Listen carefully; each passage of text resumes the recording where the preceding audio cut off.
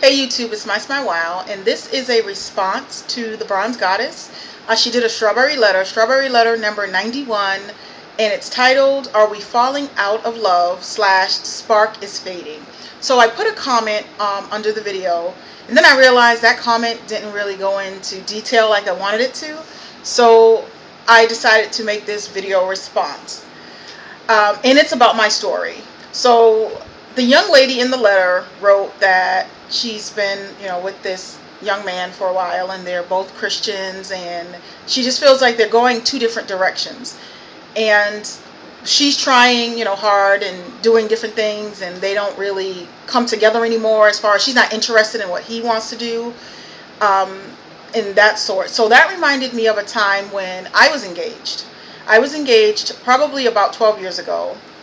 We dated for 8 years, and the last 2 years we were engaged. Actually, when I met him and started to get to know him, he would always invite me to come to church. So I started to go back to church, and I started to go on a regular basis with him. So that right there was starting, the right kind of foundation for our relationship. We did have up and downs in the relationship. There were things that we did together that we should not have done, and he even would come to me and say, we can't do these things anymore. And I was in agreement like we shouldn't, because we're not married yet. So, we go through this whole relationship up and down. He is the last child of 8 siblings, and he still lived at home with his mom. He was working full time, and I had my own place. So he would, spend a lot of time at my place. He never spent the night. He never lived with me. That's one thing that I would never do, is like live with a man that I was not married to. So we're going along with our relationship, and I notice it's hard for him to express how he feels about certain things. Like, he would say, I like this, I like that. Oh, I like when you cook this. I like when we do this and do that.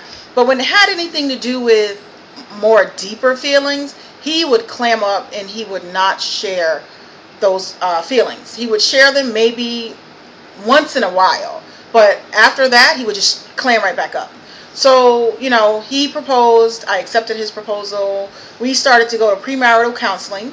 That was one of the requirements to get married in our church at the time.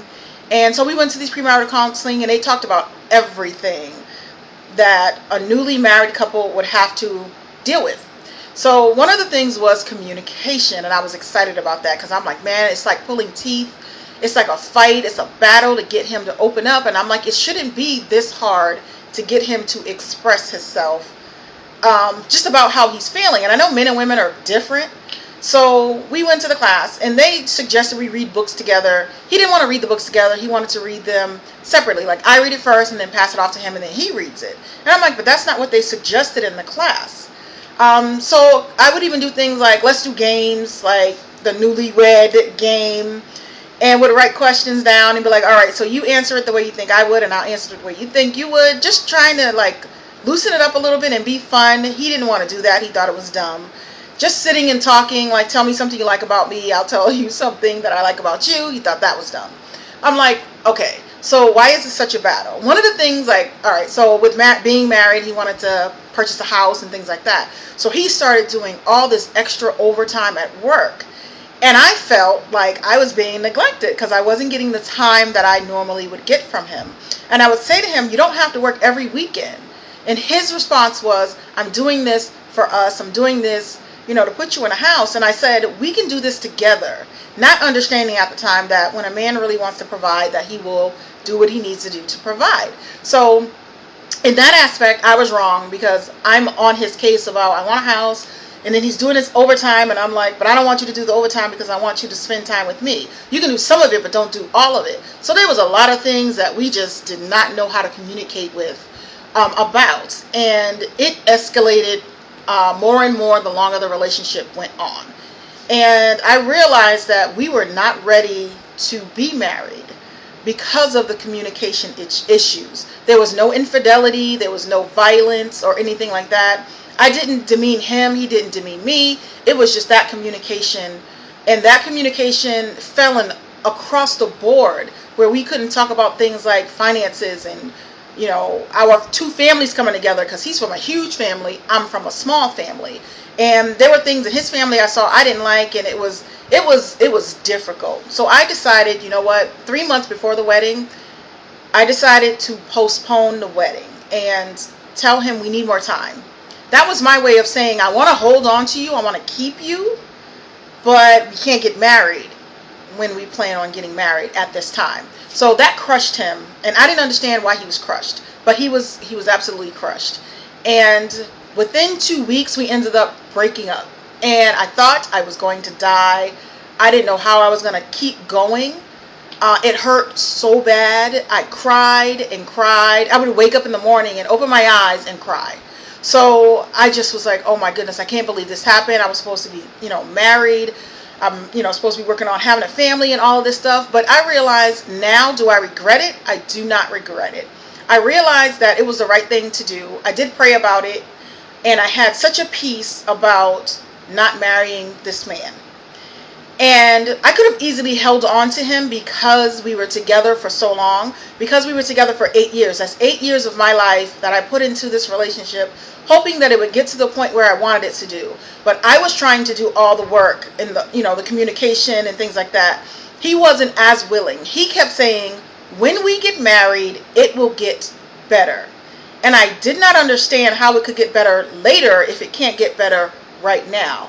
So, needless to say, we didn't get married. That was about 12 years ago. And since then, I don't attend the same church because I did move areas. So I'm in a different church. And the church that I'm in now really calls for the members to be worshipers. And I look back and I go, had I not come to this point in my life, I wouldn't be the type of worshiper that I am. God really wants me to focus on Him, to worship Him, to trust Him with every aspect of my life. And I had a little trust issue with people and, just from past experiences. But the hardest thing I had to admit was, Lord, I trust you. And when I was able to admit that, it was like, wow, I trust God. Lord, I trust you. And it's so easy for me now to say, God, I trust you. So even though you have your own plan laid out to what you want to do, you want to get married by this time and have 2 kids and be a stay-at-home mom, and that's what my thinking was in doing all these things, God has His own plan for you. And His plan is going to be better than anything that you could ever put forward yourself. So if you really feel like you're falling apart from this young man, pray. Listen to your instincts. Also look at your situation and look at your situation around you, how you guys communicate with each other, what he's willing to do for you. Are you ready to be a wife? Or have you been prepared enough to be this man's wife? Because when you get to a point where you get married, for me, marriage is forever. You could hate me and we still gonna be married because we need to work on it. So my advice would be, pray about it. Listen to the things that are around you. Be observant to the things that are around you. Seek advice from people who have your best interest at heart. Someone that will give you the truth, the honest truth.